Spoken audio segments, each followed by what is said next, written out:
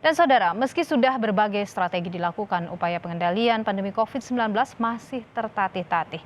Kementerian Kesehatan bahkan memberikan kategorisasi E untuk Jakarta dan D untuk provinsi lain di Jawa dan Bali.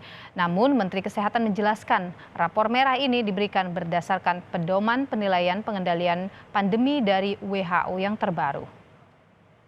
Dan saya juga menyampaikan permohonan maaf dari saya pribadi dan sebagai Menteri Kesehatan atas kesimpang siuran berita yang tidak seharusnya terjadi. Bahwa indikator risiko ini tidak seharusnya menjadi penilaian kinerja, apalagi menjadi penilaian kinerja di salah satu provinsi yang sebenarnya adalah salah satu provinsi yang terbaik dan tenaga kesehatannya juga sudah melakukan hal-hal yang paling baik selama ini yang mereka bisa lakukan. Permintaan maaf Menteri Kesehatan Budi Gunadi Sadikin ini bermula dari pemaparan wakilnya saat rapat dengar pendapat dengan Komisi 9 di Gedung DPR pada 27 Mei lalu. Saat itu, Wamenkes Dante Saxono Harbuono memaparkan penilaian kualitas pengendalian pandemi dan kapasitas respons daerah berdasarkan pedoman penilaian berbasis indikator risiko yang baru diterbitkan WHO. Penilaian kasus pengendalian pandemi ini tidak ada kasus, ini kita buat secara matrik dan level capacity ini dilakukan untuk melakukan penilaian terhadap kualitas pelayanan pandemi. Ada beberapa daerah yang mengalami yang masuk kategori D dan ada yang masuk kategori E seperti Jakarta, tetapi ada juga yang masih di C, artinya tidak terlalu bed occupation rate dan pengendalian provinsinya masih baik. Slide. Begitu juga kualitas pelayanan atas rekomendasi tersebut, maka kami perlihatkan bahwa masih banyak yang masih dalam kondisi kendali, kecuali di DKI Jakarta, ini kapasitasnya E, karena di DKI Jakarta bed occupation rate sudah mulai meningkat, juga kasus tracingnya tidak terlalu baik. DPRD DKI dan Wakil Gubernur DKI Jakarta Ahmad Riza Patria menolak jika pengendalian pandemi di Jakarta disebut buruk. Pertanyakan bagaimana bisa memberikan nilai E atau nilai yang paling jelek untuk Provinsi DKI. Tentu ini menyakiti hati para tenaga kesehatan.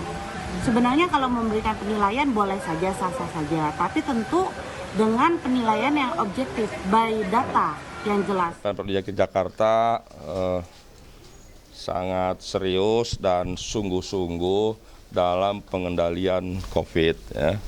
Alhamdulillah, ya, kita lihat bersama, ya, angkanya masih cukup landai, tidak ada peningkatan yang signifikan. Ya. Jadi memang Jakarta sebagai ibu kota tentu adalah daerah yang memiliki intensitas dan mobilitas yang sangat tinggi dibandingkan daerah-daerah lain.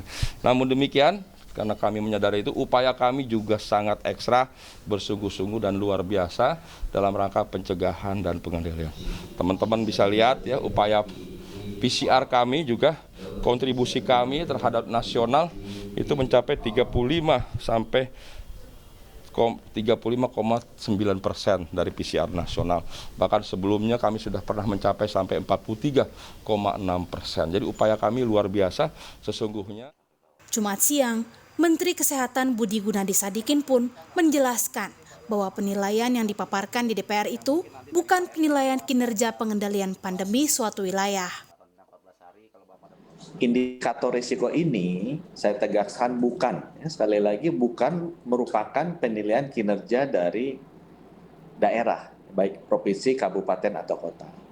Itu merupakan indikator risiko yang digunakan oleh Kementerian Kesehatan secara internal untuk melihat laju penularan pandemi dan bagaimana kita harus merespons serta kesiapan kapasitas responsnya masing-masing daerah, ya, baik itu provinsi, kabupaten, dan kota, sehingga kita bisa melihat intervensi atau bantuan-bantuan apa yang sedang kita lakukan. Dan untuk urusan testing, saya lihat dari seluruh provinsi DKI yang paling banyak. DKI yang paling banyak. Kemudian saya kasih contoh lagi, misalnya urusan vaksinasi. Vaksinasi, aku bisa bilang bahwa 3 provinsi yang paling agresif ya, paling cepat vaksinasi adalah DKI, Bali, dan Jogja. Ya. Juru bicara Satgas COVID-19 Wiku Adhisa Smito memperingatkan, dampak libur lebaran sudah mulai tampak pada peningkatan keterisian tempat tidur atau bed occupancy ratio di berbagai rumah sakit rujukan dalam 6 hari terakhir.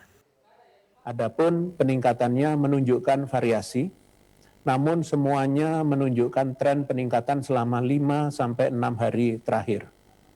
Di tingkat nasional, keterpakaian tempat tidur mengalami peningkatan sebesar 14,2%, terhitung dari tanggal 20 Mei dibandingkan dengan tanggal 26 Mei 2021.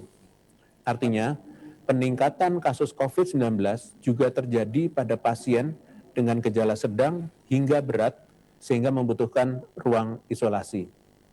Ini adalah alarm keras untuk kita semua, terutama untuk provinsi-provinsi yang berada di Pulau Jawa. 5 provinsi yang memiliki kenaikan keterisian tempat tidur tertinggi adalah DKI Jakarta, disusul Jawa Barat, Jawa Tengah, Banten, dan Yogyakarta, dengan peningkatan keterisian tempat tidur rumah sakit antara 18 hingga 23%. Tim Liputan, Kompas TV.